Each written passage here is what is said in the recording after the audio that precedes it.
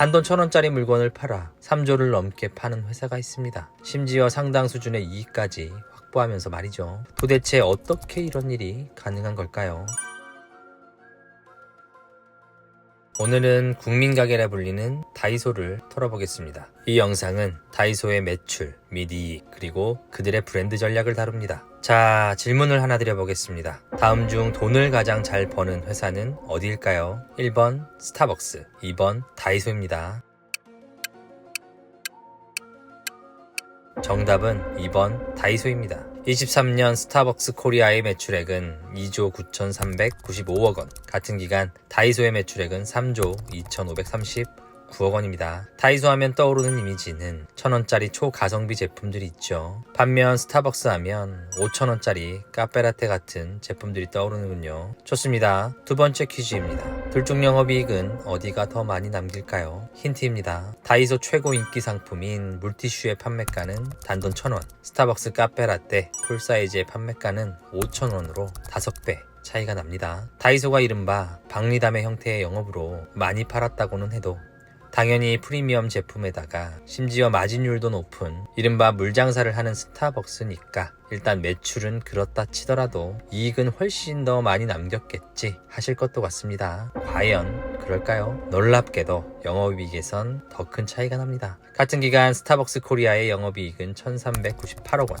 다이소는 2,815억 원으로 매출액은 다이소가 10%가량 많은 것에 불과하지만 이익은 2배가 넘는 차이가 나는 걸 알 수가 있습니다. 영업이익률을 살펴보면 더 놀랍습니다. 같은 기간 스타벅스의 영업이익률은 4.8%, 다이소의 영업이익률은 8.7%로 이 역시 2배 가까이 차이가 나는 것을 알 수가 있습니다. 단돈 1,000원짜리 물건을 팔아 3조를 넘게 파는 회사가 있습니다. 심지어 상당 수준의 이익까지 확보하면서 말이죠. 도대체 어떻게 이런 일이 가능한 걸까요? 그 비밀은 그들의 영업 전략에 있습니다. 다이소에 가보신 분들이라면 아마 이런 생각을 해보셨을 겁니다. 대체 어떻게 이 가격에 판매가 가능하지? 이런 생각 말이죠. 다이소에서 판매되는 상품 중 대부분이 1,000원 혹은 2,000원짜리 제품이니까 말이죠. 심지어 아무리 비싸도 5,000원을 넘지 않습니다. 더 놀라운 점은 이러한 가격 정책이 다이소 1호점을 열었던 1997년부터 자그마치 27년이 지난 지금까지도 변치 않고 지속 중이란 겁니다. 자료를 찾아보니까 1997년 짜장면 한 그릇 가격이 약 2,000원, 2024년 현재 짜장면 한 그릇 가격은 약 7,000원으로 3.5배가 올랐군요. 이렇게 팔아서 뭐가 남나 싶지만 이익을 낼 뿐만 아니라 날이 갈수록 더 성장하고 있다는 것이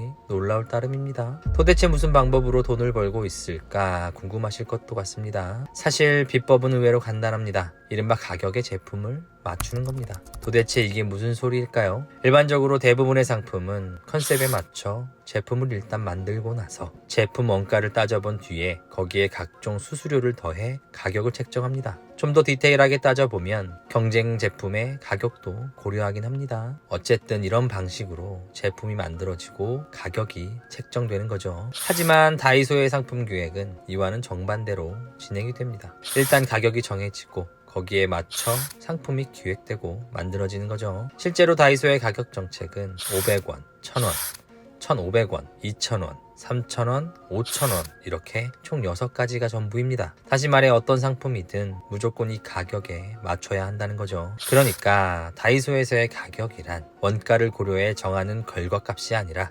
애초부터 정해져 있는 상수인 셈인 거죠. 가격이라는 값이 고정값이기 때문에 이제 남은 건 무조건 가격에 제품을 맞추는 방법밖에 없는 겁니다. 도대체 이게 무슨 소리냐? 이해가 안 가실 수 있어 예를 하나 들어 설명해 보겠습니다. 최근 세간에 화제가 된 화장품이 하나 있습니다. 올리브영에서 32,000원에 판매가 되었던 제품인데 다이소에서 3,000원에 출시가 되면서 난리가 났던 제품이죠. 단순하게 생각해보면 어떻게 10분의 1 가격에 팔 수 있지? 하실 것 같지만 상품 기획 방식을 자세히 뜯어보면 이해가 가기도 합니다. 가장 먼저 용기를 바꿉니다. 이렇게 고급스러운 용기를 과감히 빼버리는 거죠. 내용물에만 집중하도록 일회용 비닐 포장지에 넣어서 출시하기로 합니다. 사실 화장품 원가에서 가장 큰 비중을 차지하는 것이 바로 이 용기입니다. 특정 고급 화장품의 경우 용기 가격이 내용물 원가의 2배가 넘는 제품들도 많다고 하죠. 다음으로 용량을 줄입니다. 올리브영에서 판매하는 동일 제품은 50ml 제품입니다. 반면 다이소 제품은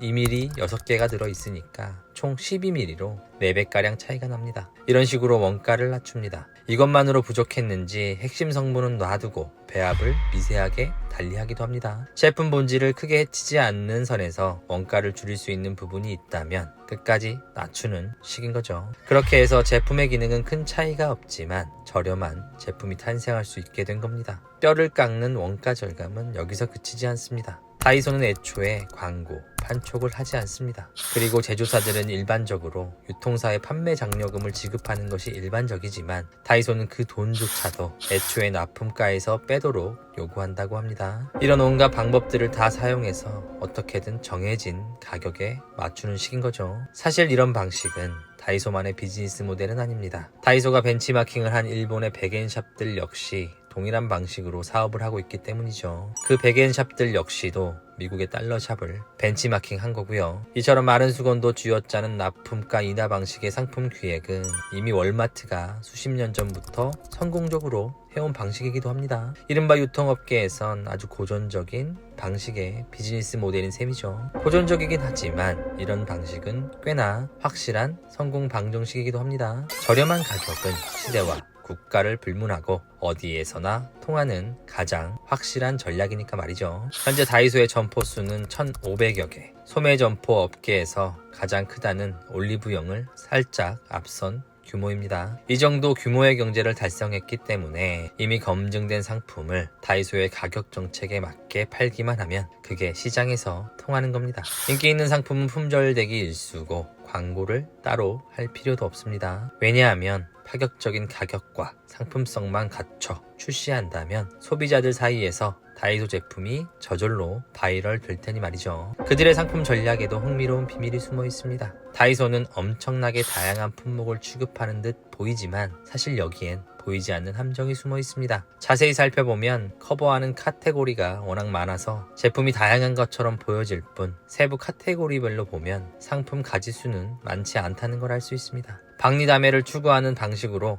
원가를 최대한 낮추려면 소품종, 다량 판매 전략을 취할 수밖에 없기 때문입니다. 즉, 다이소가 옷도 팔고 화장품도 파니까 올리브영이 직격탄을 맞은 것처럼 보여질진 모르지만 사실은 그 반대란 거죠. 다이소의 리들샷이 품절 대란이 일어나니까 덩달아 올리브영의 리들샷 제품 매출이 뛴 것처럼 말이죠. 다시 말해서 서로 경쟁하는 것처럼 보일 수 있지만 비즈니스 모델은 전혀 다르다는 겁니다. 그래서 최근엔 다이소를 통해 가볍게 제품을 체험해보고 본 제품도 홍보하는 다채널 전략까지도 화제되고 있는 요즘이죠. 자, 오늘 내용을 간단히 정리해보겠습니다. 첫 번째, 다이소의 기본기. 다이소의 창업자 박정부 회장은 말합니다. 상품의 가치는 항상 가격보다 커야 한다. 이를 위해 가격에 상품을 맞춘다. 두 번째, 비싸다고 많이 남는 건 아니다. 극도의 원가 절감을 통해 이윤을 남길 수도 있다. 세 번째, 한 가지 원칙을 정하고 꾸준히 한 방향으로 갈고 닦는다면